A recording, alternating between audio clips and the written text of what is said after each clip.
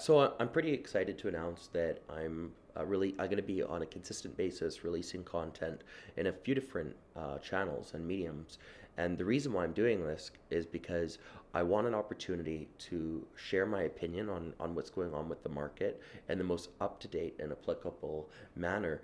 And I think that me doing it via YouTube and podcasts and potentially some of it being live, it kind of allows people to see that who I really am as a person, and for them to kind of engage with me and see if we are going to be a fit working together.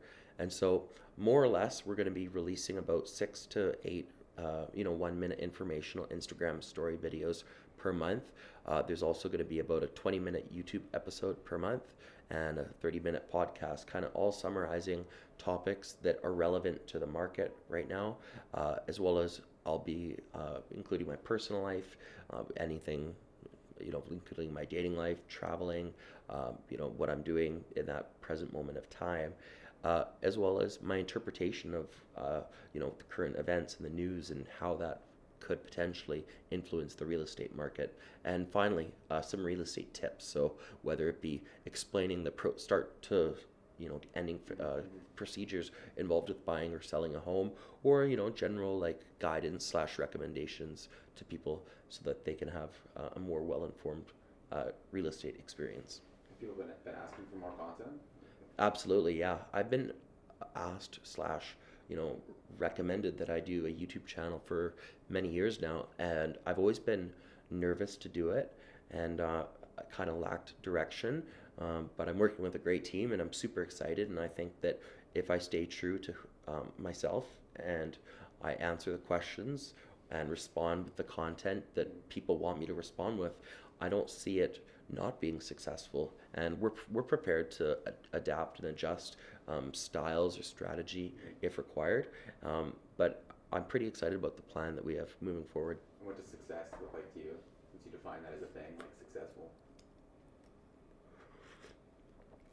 It's difficult to define success, but I would say for me, going to bed at the end of the day, knowing that I gave it my all and that there wasn't one thing that I wanted to have gotten done that I didn't, or one task on my list of things to do that I could have done better. So that to me is success. It's not necessarily a monetary value written on a piece of paper at the end of the day. It comes in all different shapes and sizes for sure. And give people a rundown of like what's happening right now, because last month we had that whole video we were going to release and now we can't because of this whole thing. Yeah, so this is a perfect example of how things can really change at the drop of a pin. So right now, I'll go back one step. So starting in all of 2019 was record low sales. So Vancouver real estate was so slow. And the reason why is because buyers were undertaking the wait and see approach. They wanted to wait until what they felt was the best time to buy. They thought that prices were going to come down a lot lower than they actually did. But once there was stability in pricing, which happened in November of 2019, that's when we noticed a massive surge of buyers that came back to the table. Buyers that put their searches on hold in 2019 for a majority of the year. And that wave of increased transactions had increased and carried through up until a couple days ago, when all of this news about the coronavirus has literally put everyone into, in my opinion, some sort of epileptic shock, and everything is on hold or paused, as you would say it, and how long that is going to be for, I don't know. But what I can tell you is that I don't predict that prices will go down from this. I think that what's going to happen is that because we've gone into a cycle where a lot of homes, especially condos, have been selling in multiple offers, and I predict that we're going to see less multiple offers. However, sellers may not be inclined to take the offers that are being put forward by buyers right now in this present market. I sense that the buyers will be a little bit more skeptical. So there will be probably a dramatic decline in the number of transactions over the next few months. But that, in my opinion, represents an exceptional buying opportunity for purchasers, because whenever there's more listings to choose from and less buyers to compete with, often results in you being able to secure the home for a better price, and not only price, but more favorable conditions and terms in the contract as well. What are some common scares with the sellers and the buyers? Like, what are some things that people are actually scared of in the market right now? Well, right now the buyers are scared that this is going to push us into a global recession, thus prices going down. And I would caveat that by saying that that is definitely a valid concern. But if you look at the SARS outbreak that happened, as well as the H1N1, the real estate market actually didn't slow down during those periods. They actually continued to increase. And to date, there was substantially more deaths with those diseases than the coronavirus. However, that could obviously change. And I'm proud of our government and proud of the citizens of Canada for taking this so seriously, even though it might not be in line with my views, so that we can kind of avoid what happened with those two diseases and outbreaks. But to answer your question, what are buyers scared about? I would say most likely that the price is going to go down, and potentially sellers are going to be scared that they're not going to be getting as much money for their home or their condo because there are less buyers looking. But I would encourage people to consider that whenever we have gone through a recession, let's say in 2009, 2012, and the mini government-induced one that Vancouver went through in 2019, the prices really didn't come down much. Like, for example, in 2019, the average condo came down about 10% when they were expecting it to be like a 50% crash bubble type situation. So because Vancouver's such a popular, sought-after city, it's a world-class city, regardless of what happens geopolitically, it's going to be one of the most desirable cities to live in the world. And not to mention, we have such scarce land. So, there's only so much space we can build on, which essentially keeps prices, high. Do you think there's a recession coming? And if there is, how can people prepare for that? Do I think that a recession is happening? I would be ignorant to say that there isn't one on the horizon, because we're due for one globally. But what I can tell you is that right now, both the US and the Canadian governments are implementing a series of measures to stimulate the economy, whether it be Bank of Canada interest rate cuts, which are at historic lows, plus as well as injecting excessive amounts of money into the global economy to try and stimulate it. I don't know what the recession, when that will be, but if you look at the cycle, we're definitely due for one. And at the end of the day, people still need to buy and sell real estate. It's just that whenever there's a recession or anything of that sort, people become skeptical, and so they want to take a step back and wait and see, essentially. And so there'll be a dramatic decline in the number of transactions, and we'll see an increase of available inventory, so more homes for buyers to choose from. But that does not necessarily represent the prices will go down, because the unique thing about Vancouver is that the average seller has a lot of equity in their home, more so than other world-class cities. So if you are to take Las Vegas or Phoenix, Arizona, for example, the people that own those homes, they often put 0%, 5% down on these purchases, and when the market fluctuates there, the values of these homes can go up or down as much as 75%, and that is absolutely unheard of. It's never happened in the history of Vancouver, and I don't predict that that will ever happen. However, it would be silly to say that there would never be any type of decline again.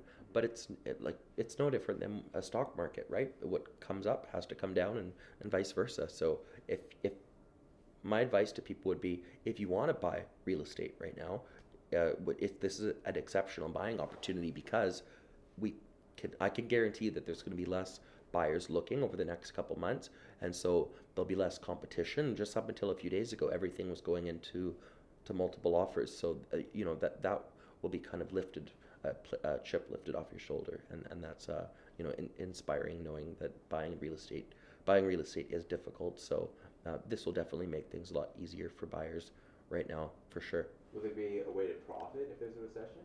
Can you prepare for that, to profit? There's always buying opportunities, and unfortunately, whenever the market dips, there will be some vulnerable sellers, and as a result of that, there's definitely some purchasing opportunities for investors. If you're, for example, looking to flip a home, the best time to buy it would be, at the peak of a recession when you can get it for as low of a price as possible. And I preface that because that might only represent 5 or 10% below the market value of a few months ago.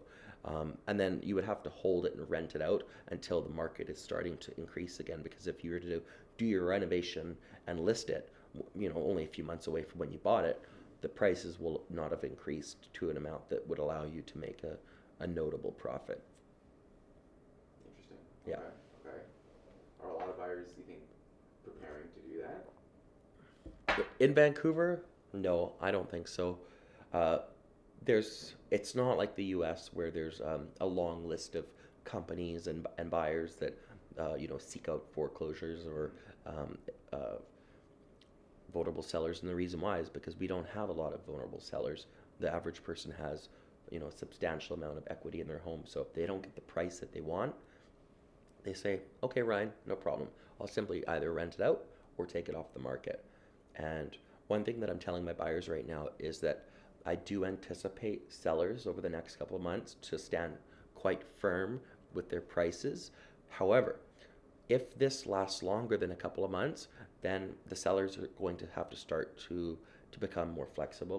We may see some price declines, but if this awkward transition phase does not last longer than, I would say, a month, then I would predict that prices would stay flat to where they are right now. Sellers aren't changing their prices right now? No, I don't anticipate that they will in the next 30 days. But they could if it goes longer. I think that they'll have to if this goes longer than, I would say, after 2 months. Yeah, so with regards to the corona, I would say to people, it's very important to listen to our local politicians and what recommendations they're putting forward, because they're putting them forward for a reason. So I'm not an expert on the coronavirus, so I'm not even going to attempt to touch on that. However, what I will say is that we have all the information readily available for us to make informed, logical decisions. And with regards to tying that into real estate, I would say that there's definitely some buying opportunities right now because there is going to be less people looking. And for sellers, I would say that if you're considering selling or you need to sell, it's not all doom and gloom. I do anticipate that prices will stay quite firm, and there's little tweaks and adjustments that we can put forward to ensure that we can get you as much or close to top dollar value as possible, and that the risk or the nuisance involved with everything that's going on can be mitigated. So what are some of those tweaks and adjustments that you would do? So instead of doing open houses, all of the showings would be by appointment only. And then in addition to that, so increase cleaning, just to ensure that there's more, peace of mind from the seller's component, knowing that there was someone just recently in their home. Mm-hmm. Yeah. What about like virtual tours or like video tours or anything like that? Can you see that being I don't. The thing is, as great tools as those are, in my 9 years of real estate, I've only had someone buy something sight unseen twice. So I don't predict that people are going to start buying homes based on virtual tours, although the concept does sound nice. Can you talk about that experience of someone buying without actually seeing the place? Were they just really rich or? It's happened, I would say, twice, and the first time it was an investor, and it was actually very recently, and so he had no intention of living in it. He was going to rent it out, and he had all of the information, and it was a great building, and he knew it, so he didn't have to be concerned about any defects of the strata, so to speak. But then the other time before that, it was a detached home that was about to be demolished. So again, it was kind of irrelevant that the client saw it. But I don't know about you guys. I personally would not want to buy something without being able to go see it. But if adequate notice is given, there's no reason why a seller can't go on a walk around the block for an hour while the home is shown. What's your craziest experience or story that you've had with a seller or buyer, being anonymous with it, obviously? Yeah.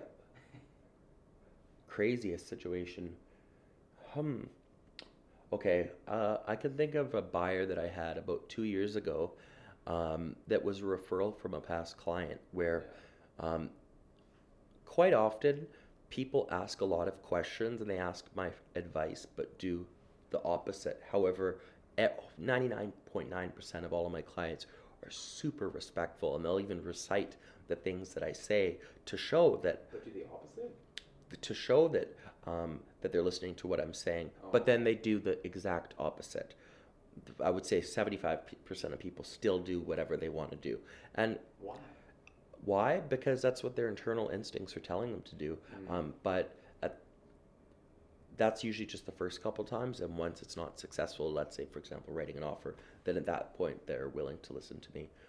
And that's not just me. I'm quite certain that every realtor shares that same experience. But in this particular situation that I'm going to touch on, it was an experienced investor, a lady. She owns about 4 condos, if I'm not mistaken. And we went on a tour. So when I say the word tour, that means going on a Saturday or Sunday afternoon to go look at about 6 places, hopping in my car, and I'm representing her, the buyer. So I only have her interests at, close to my heart. And of course, the advice that I'm going to be giving her is surrounding the buildings and also in terms of how this is as an investment.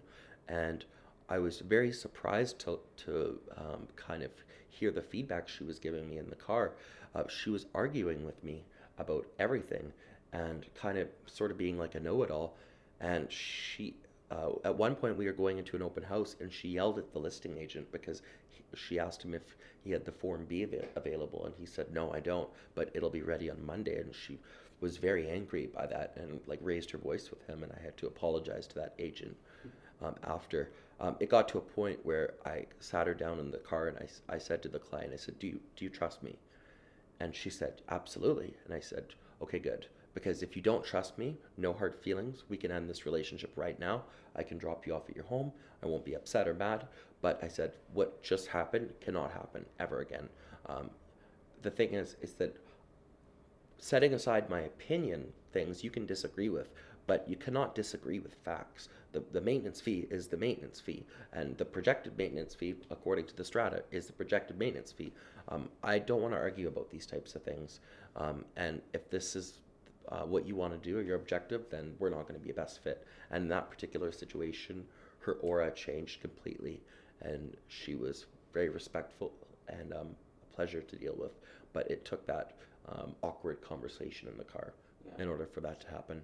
Talk a little bit more about like why do you think clients do that innate thing where they'll listen to your advice, but at the same they'll listen, they'll hear it, but they won't act on it. Like why again is that something that people do?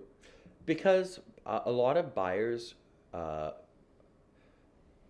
nervous and skeptical, especially first-time home buyers, and they don't understand that right in this present market, for example, they have to put their best foot forward.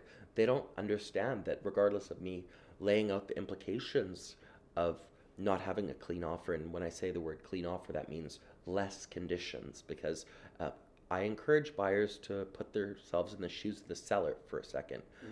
If a seller gets 4 offers, obviously the highest price is going to be appealing to them, but also the least amount of conditions.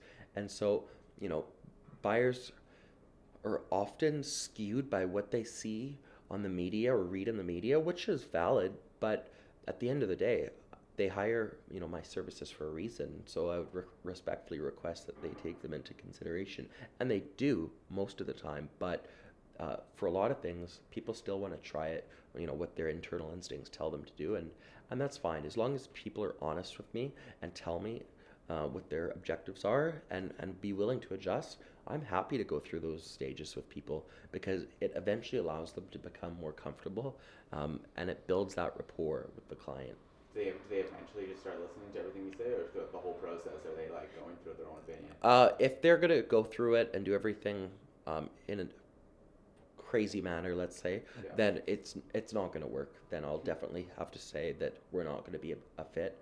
But usually people come around, absolutely. And there's been situations before where I've been wrong and I said, you cannot get $550. There's no statistics to support that price. Does it happen often? No. But has it happened? Absolutely. So that's why it's important for everyone, not only for the clients, but for myself, to keep an open mind as well.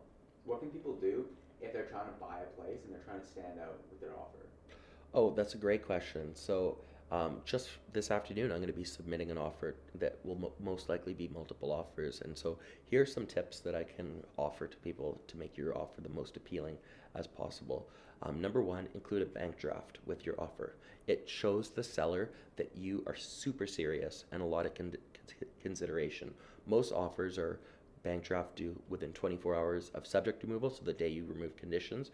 But imagine if you're a seller and you got a bank draft with your offer. It shows that you really want this place and that the odds of you backing out are very, very low, because it's a hassle to go to the bank, get a bank draft, and have it put in the realtor's trust account.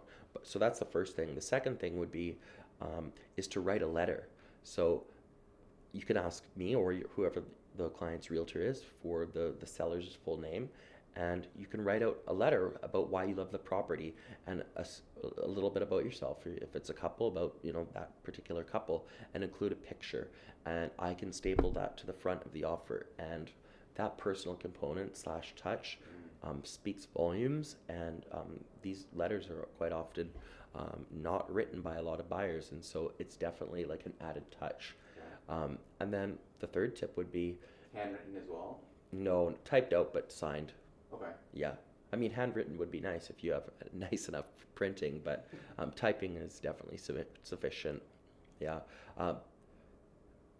It's unlikely that people are able to write 100% subject-free offers, meaning no conditions, because most of us do need a mortgage, and most of us want the peace of mind knowing that you can do a home inspection and learn what deficiencies, if any, are with the property.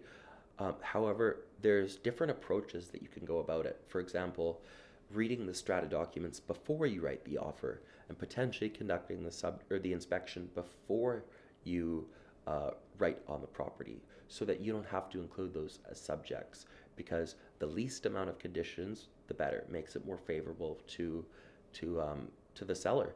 And the thing is, over the past year, I've been surprised when I've been in multiple offer situations as the listing agent, so the agent representing the seller, to see buyers are writing offers with 2 weeks, sometimes even 3 week subject removal periods. And when I ask the agents, why are you writing your offer with 3 weeks to remove conditions, they say to me that because that's what the buyer wanted. And I kind of shake my head, because at the end of the day, that buyer might want that, but that's not in the buyer's best interest, because the buyer's not going to get their offer accepted by anyone. I feel like part of our role as an advisor is to step in and not tell someone what to do, but to educate them and say, okay, here are the ramifications if you write an offer with a 3 week subject removal. It's simply going to get tossed in the recycling. Let's just be real. But if you're pre-approved, there's no way a bank cannot underwrite the file in 5 business days. So with that being said, your offer should be open, subject removal for a full week. And if you can't do that within 1 full week, then there's a bigger problem. You might not be pre-approved by a mortgage broker, for instance, or quite frankly, you're probably not ready to buy psychologically, and that's okay. So I would say to people, then just maybe take a step back and put your ducks in a row before, being too aggressive. Why is it that people can't, real estate agents can't represent the buyer and the seller? Like what's happened in the past that made that law happen? That's a great question, and I actually have been one of the few realtors that actually completely supports this, because I don't believe that you can actually authentically represent both the buyer and the seller. So in 2018, a law was put forward by the Real Estate Council that basically banned that, and I'm, like I said, I'm in agreement with it. And the reason why is that back in 2016, 2017, when the market was out of control, crazy busy, there was a certain, let's just put it forward, saying type of realtor that was doing something very unethical. And I'll just give you a hypothetical example. Let's say it would be a 1-bedroom condo in Yaletown that would be very, very popular, and there would be a lot of offers by buyers on it. That agent would set an established offer time, let's say, for example, Monday at 5 p.m., and he would wait until all of the buyer's agents submitted offers on his listing until 5 o'clock, and then he or she would find out what the highest offer was. Let's say, for hypothetical sake, it was 750. Then he would call whichever contacts have come to him directly or his clients and tell them what the highest offer price was so that they could match it and have that, competitive advantage. What's in it for the realtor is he's getting the full buyer's agent and listing agent commission, and what's in it for that particular client? Well, they might get the property, but they get zero representation. And in my opinion, any agent that's willing to do something unethical like that is not representing your interest as a fiduciary duty. So there's definitely with reason cause that this law was put into place. The only unfortunate situation is when I do actually have a listing that's, I'm representing the sellers, and then one of my buyers wants to buy that listing. That's obviously unfortunate because a relationship has to be severed, whether it be the buyer or the seller. And I don't have a general rule of thumb where it's going to be just the buyer or just the seller. It's situational, but in those cases, I refer them to an agent that I feel would be the best fit for them, so that I can ensure that their best interests are looked after and that they're happy, because that's what's the most important thing. Do you get a kickback on referrals that you give to other agents? So in our industry, absolutely everything is disclosed, and anything surrounding potential commissions, expected remuneration, that needs to be disclosed to either the buyer or seller. And typically, so if I was to refer something to another agent, I would get 25% of what that agent made, and that would be disclosed to the client as well. Have you ever had some really unethical stuff that you've seen in the past with other agents do? Every single day.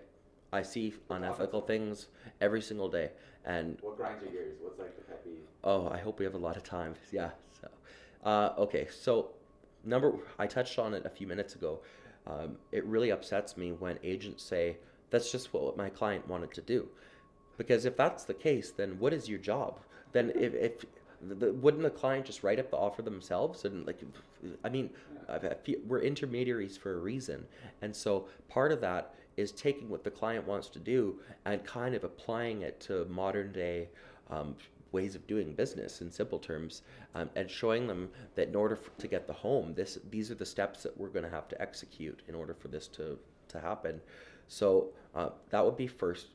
One of them would be, an inability of realtors to manage their clients' expectations.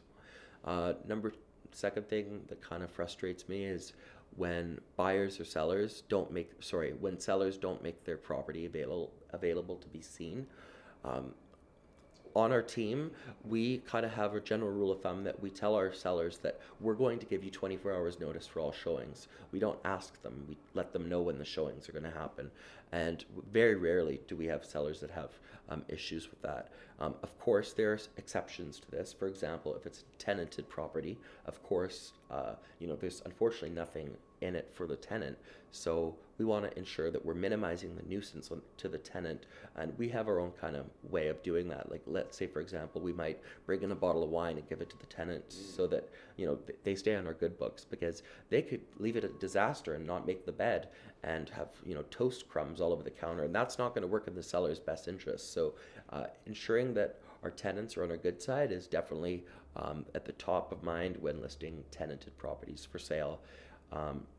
Another thing that frustrates me in this industry is that when people are not honest, because at the end of the day, this is a business transaction. It's also a personal one as well. Whether it's me being with another realtor or a client, honesty is absolutely non-negotiable value with me. And I love so much when a client tells me, hey Ryan, the most I'm going to pay for this property is $800, and at that point, if it goes over $800, I'm going to walk away. Because if you say that to me, that's the strategy that I'm going to execute for you. But unfortunately, sometimes there's certain people that they're going to say 800, but they actually mean 850. And for me, I have a really hard time understanding those the strategy and the games behind that. But over the years, I've kind of learned to gauge people's styles based on the chemistry that I have with them, and I don't often encounter those disconnects with my clients, but not to say that they are unlikely or not possible, because they definitely are possible for sure. Do you find that like people think real estate agents are like these salesy, bad, like scheming, unethical people? I do think that there is a big misconception out there. However, I do get a lot of feedback from people that have just started working with me saying, whoa, this is not what I was expecting, because quite often I'll talk people out of things and say, this is a bad investment. This is not a rain screen building. Mm-hmm. And here are the potential repercussions of that. What are people expecting when they, meet with an agent? Not just you, but any agent. Well, everyone's expectations are different, but the biggest thing is that people are worried and feel hesitant about getting into an agency relationship, because they think that once they sign the papers that they need to buy something within 30 days. Otherwise, there's high pressure sales tactics. And that couldn't be any farther from the truth. I have a policy that as long as you're honest with me and, transparent throughout the whole transaction, whether it take 1 month or a year, it's all good. There's no problem. Because we have other clients that we have on the go as well. And so as long as we have that dialogue and ongoing conversation, and as well as the client is realistic with their expectations, there's no pressure on our side. We can make recommendations about how to secure that property in terms of pricing and strategy, but whether or not you decide to abide by those, recommendations, that's your decision, not mine.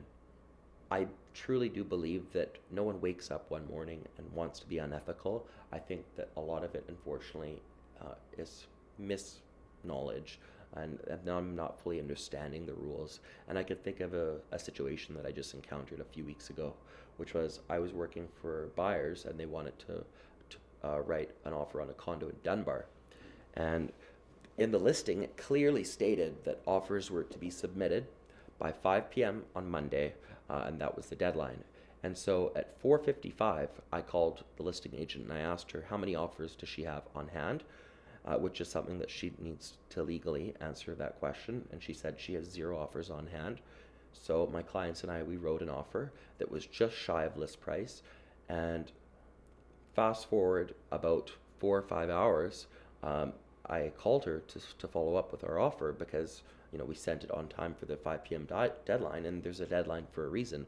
It's because she was expecting multiple offers, and she wanted to collect the offers and prepare them, and then submit them to her seller for her seller to make that decision. And I was very surprised at around 9 p.m. to learn from her that she's still accepting additional offers, because there's a document that the Real Estate Council recently put forward, which is called the Agreement of Deferred Offers, where the seller is basically signing that they agreed that they want to defer offers until X date, and at that point, once that time and date has passed, they're not able to look at additional offers. And so the seller signed that in that particular situation, yet the agent continued to accept other offers. So do I think that she was working in her best interest of her client?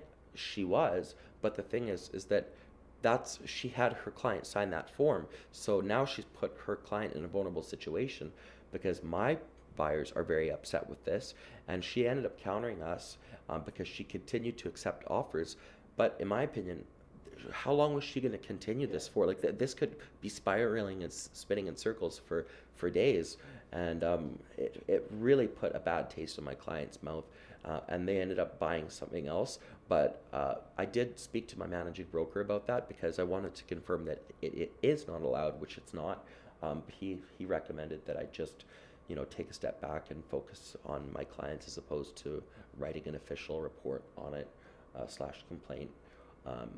But I did, have my manager call the other managing broker of the agent, because I feel like, yes, it might be a lot of work to write that report, and it might not be a valid thing or not a valid, but the best thing to do in that situation. But at least that agent's manager needs to be in the know and have that discovery conversation with that agent, so that won't happen again, because it's just not fair for anyone involved. Yeah. When it comes to like ethics in real estate, how easy is it to be unethical?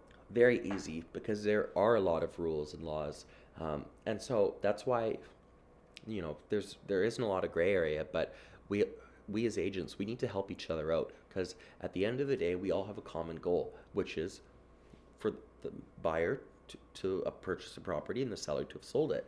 So it doesn't matter which side of the coin you're working on, the buyer's agent or the listing agent side, we have a common objective. And so if for whatever reason I'm having an issue with an agent, or I'm observing them attempt to do or do something unethical, I will have that conversation with them first, as opposed to just directing them straight to the real estate council, because quite often they unfortunately just don't know. And that kind of goes, in my opinion, to support the statement that there needs to be more training and more education from the brokerages and from the real estate boards, so that all of our agents are fully in the know and up to date with the most current policies. How can people make sure that they are working with an agent that are up to date and they know what they're doing? I think that that's a great question. The best thing to do would be to interview a few agents before you decide the one that you want to work with. And one tip that I would have would be to Google what's changed in Vancouver real estate in terms of laws, and print those out and ask that agent in the interview, ask them what has changed over the past 6 months, what rules have changed or been added or deleted. And if they're unaware, then that's probably not an agent that you want to be working with, because there's always things that are changing every single week. And I don't mean most weeks, I mean every single week. Should an agent be updated on everything that's happening every single week? In Vancouver, absolutely. Yeah. Okay. Yeah, the reason we specialize in the areas that we do is because that we need to be industry experts on selling real estate in those neighborhoods. I don't call myself an expert with regards to construction of building, or I'm not a home inspector. I also don't like to comment on accounting, let's say capital gains advice, because I'm not an accountant. But I absolutely have a lot to say about market value and my predictions surrounding resale and like what's going to happen with the market. That's definitely something that I feel like I'm privy to make a comment and a projection about. Mm-hmm. And so that's because it's something that I eat and breathe every single day. And that's my bread and butter, so to speak, right? But we're going to wrap up here pretty soon, but thank you for listening to this initial podcast. If you have any questions, please send me a DM on Instagram or text message 778-891-9503, and I'd be happy to discuss the topic or answer your question. If you don't follow me on YouTube, it's Your Realtor Ryan, the same on Instagram as well. Thanks very much. Have a great day.